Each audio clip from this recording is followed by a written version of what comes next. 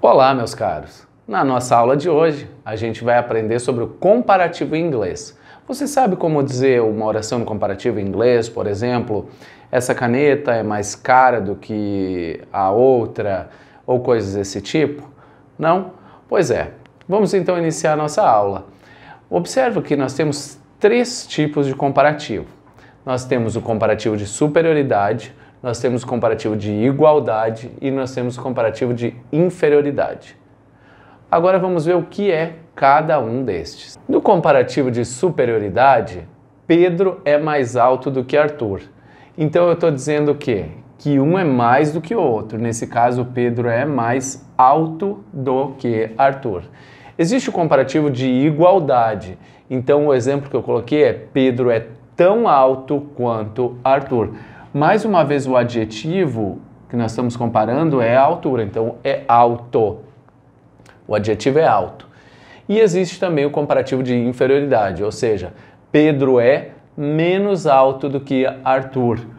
Contradizendo a de superioridade, né? A gente está dizendo então que Pedro é menos alto do que Arthur. Mas essas seriam para exemplificar esses três tipos aqui. Agora, como é que funciona a estrutura para eu escrever isso em inglês? Sabendo que cada uma dessas é diferente em português e em inglês também. Com o exemplo aqui que nós temos de superioridade, a gente tem que fazer algumas observações, tá? Quando nós queremos escrever Pedro é mais alto do que, primeiramente nós vamos observar qual é o adjetivo do que a gente está tratando. Quando eu digo, por exemplo, Mariana é mais inteligente do que Bruna. O adjetivo é inteligente, então intelligent. Bruna is more beautiful than Mariana. Então, Bruna é mais bonita do que Mariana. O adjetivo é bonita, beautiful. Quando eu digo esta casa é maior do que a outra, então o adjetivo nesse caso é maior.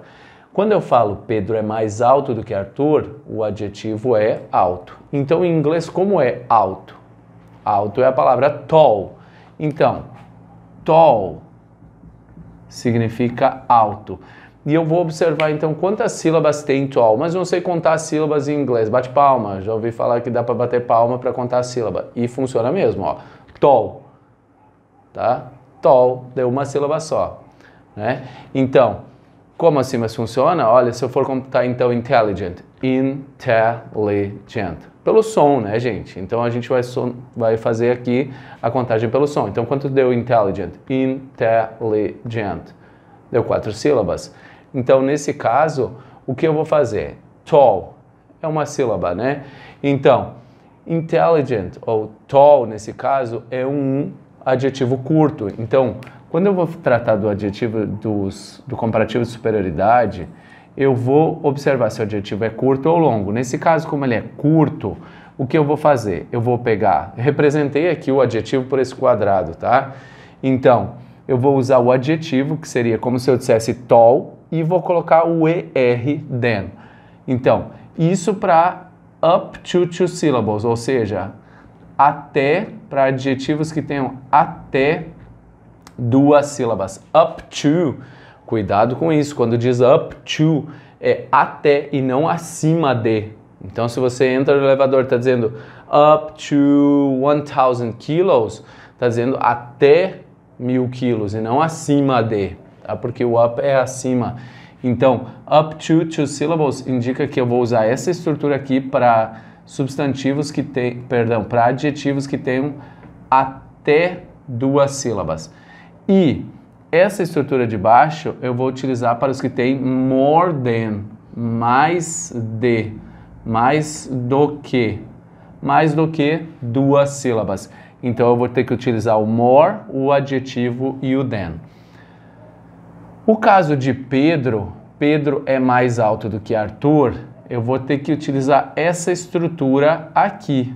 Então, para eu escrever isso, eu vou usar o quê? Pedro is,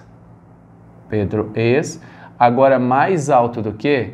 Isso aqui indica mais o adjetivo do que. O than significa do que. Então, o adjetivo é tall, então eu vou usar ali tall, Tá vendo que como o adjetivo é curto, eu vou usar o adjetivo tall,